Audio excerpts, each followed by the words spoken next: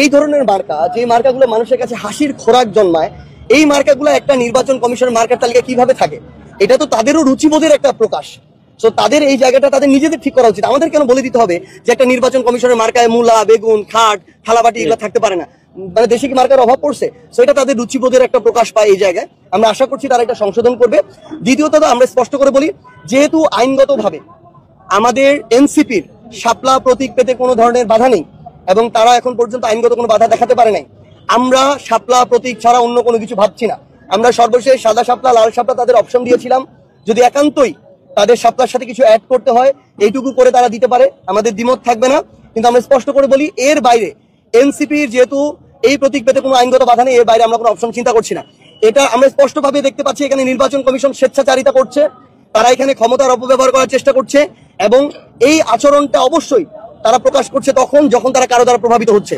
তো স্বাধীন একটা প্রতিষ্ঠান কারো দ্বারা প্রভাবিত হয়ে স্বেচ্ছাচারিতা করবে, এটা আমরা কখনো মেনে নিতে পারি না।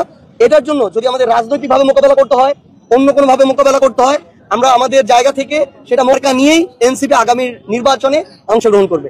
কোনো সংস্থার বা কোনো প্রতিষ্ঠানের চাপে হতে পারে, এমন হতে পারে দেশের বাইরের কোনো সংস্থার বা বাইরের কোনো দেশের চাপে হতে পারে। কিন্তু আমরা মনে করি এই অভ্যুত্থান পরবর্তী বাংলাদেশে বাইরের চাপটা মাইনর চাপ। আমরা এটা মনে করি যে ভিতরে নিশ্চয়ই রাজনৈতিক দলের হতে পারে, অন্য কোনো প্রতিষ্ঠানের হতে পারে চাপ আছে, যেই চাপের কারণে তারা এটা দিতে চাচ্ছে না। এবং এই জিনিসটা একটা স্বাধীন সাংবিধানিক প্রতিষ্ঠানের ক্ষেত্রে কোনোভাবেই কাম্য নয়। এই অন্যায়টা যদি তারা এনসিপির সাথে করে, তাদের উপর আগামী নির্বাচনে এনসিপি কখনো আস্থা রাখতে পারে।